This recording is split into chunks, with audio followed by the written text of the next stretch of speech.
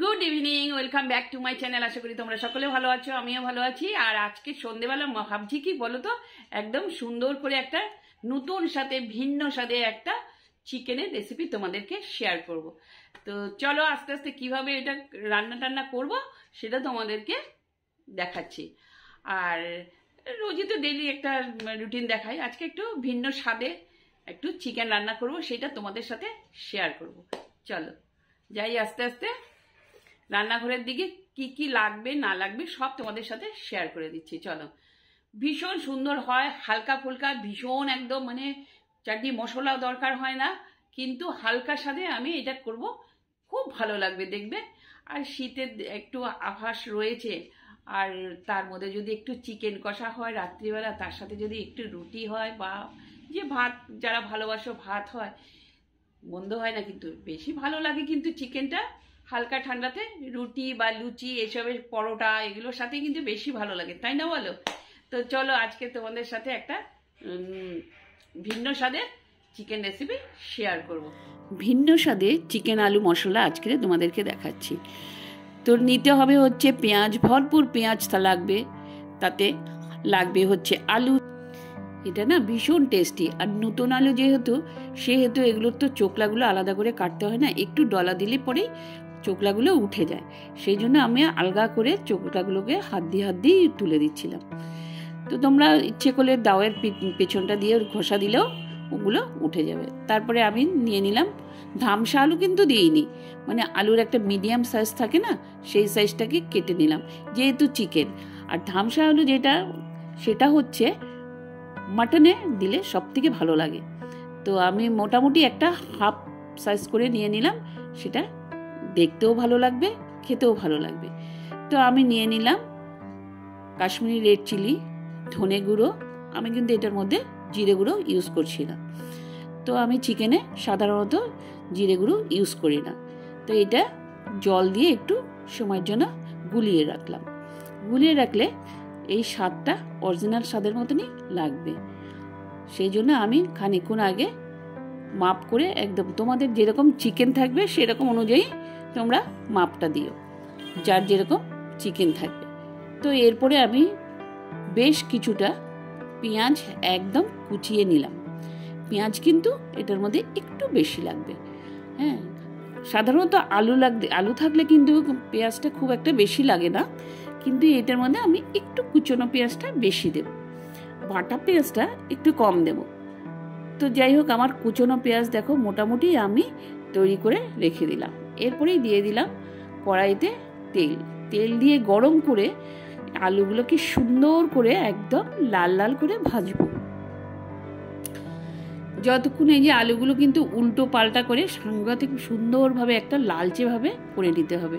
এরপরে দিয়ে দিলাম হলুদ আর নুন দিয়ে সুন্দর করে আগে খানিকটা ভেজে নেব, তারপরে আলুটার মধ্যে এই মশলাগুলো দেব, যেমন নুন আর হলুদটা। এরপরে নুন ও হলুদ দিয়ে সুন্দর করে একদম লালচে লালচে করে আলুগুলো ভেজে নেব। এটার টেস্ট কিন্তু ভীষণ সুন্দর হয়, তোমরা একবার করে দেখো। এরপরে আমি দইটা সুন্দর করে কেটে আলাদা করে একটুখানি গুলিয়ে নেব। তো এই দেখো সুন্দর আমি আমুলের দই নিয়ে নিলাম, তোমরা ঘরে পাতা দইও ইউজ করতে পারো। তো যাই হোক, এদিকে আমার কিন্তু আলুটা খানিকটা লালচে লালচে হয়ে এসছে। তো এগুলোকে তুলে নেওয়ার ব্যবস্থা করছি। তো চলো একটা একটা করে আমি আলু একদম তেল ছেঁকে সুন্দর করে এগুলোকে তুলে নেব। তুলে নেওয়ার পরে যেই তেলটা থাকবে সেই তেলটার মধ্যেই কিন্তু আমি এই চিকেনটা বানাবো। তো চিকেনে আমি দিয়ে দিলাম হলুদ ম্যারিনেট করার জন্য, নুন দিয়ে এবার মাখবো সুন্দর করে মেখে তেল দিয়ে খানিকক্ষণ এটাকে আধ ঘন্টার মতন ম্যারিনেট করে রেখে দেব।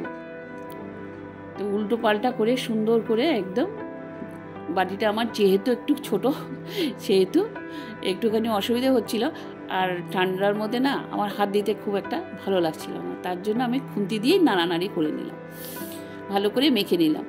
তো এরপরে তেলের মধ্যে দিয়ে দিলাম মাংসের চিকেনের পিসগুলো, একটা একটা চিকেনের পিস দিয়ে দিলাম, কিন্তু ফ্লেমটা কিন্তু হাই করা থাকবে। এখন দেখো মাংসটার কালারটা কিন্তু একদম লালচে লালচে আছে। তো আমার যতটুকু মাংস ছিল, যতটুকু তেল ছিল, আস্তে আস্তে করে আমি তার মধ্যে সুন্দর করে বসিয়ে দিলাম। বসিয়ে দিয়ে উল্টো পাল্টা করে, এই দেখো চিকেনের কালারটা কিন্তু হাই করে দেবে। চিকেনের কালারটা কিন্তু দেখো হোয়াইট হয়ে গেছে। যতক্ষণ সাদা কালারটা না আসবে ততক্ষণ পর্যন্ত তোমাকে কিন্তু এটা হালকা হালকা হাতে ভেজে নিতে হবে। তো ভেজে নেওয়ার পরে আমি এই মাংসগুলোকে তুলে নেব।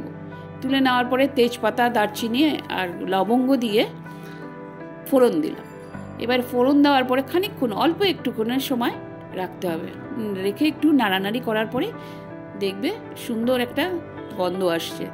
তারপরে দিয়ে দেবো একদম ওই যে কুচিয়ে রেখেছিলাম পেঁয়াজটা, সেই পেঁয়াজটা একদম হালকা হাতে, হালকা যখন ব্রাউনটা হবে তখন এটাকে মনে করবে যে মোটামুটি কাঁচা ভাবটা এটা চলে গেছে। তো এই দেখো হালকা গোল্ডেন কালার একটু এসছে। এরপরে আমি দিয়ে দিলাম বাটা পেঁয়াজটা। এই পেঁয়াজের মধ্যে কিন্তু রসুন আছে, আদা আছে, আমি একসাথেই ভেজে নিয়েছি। তো একসাথে ভেজে নিয়ে এবার সমস্তটা, যেটা কুচনো পেঁয়াজ গোল্ডেন কালার হয়ে গেছে, সেইটা সেই তেলেতেই আমি দিয়ে দিয়েছি। দিয়ে দেওয়ার পরে দেখো এখন একদম সুন্দর করে আরেকটু পেঁয়াজ দিয়ে দিলাম। আমার মনে হচ্ছিল একটু কম হয়েছে, তার জন্য আরেকটু পেঁয়াজ বাটা দিয়ে দিলাম।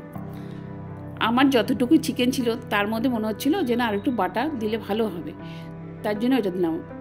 আর এখন দিয়ে দিলাম হচ্ছে যেটা আমি ভিজিয়ে রেখেছিলাম গুঁড়ো মশলাটা, ধনে গুঁড়ো আর হচ্ছে কাশ্মীরি রেড চিলি আর একটুখানি হলুদের গুঁড়ো।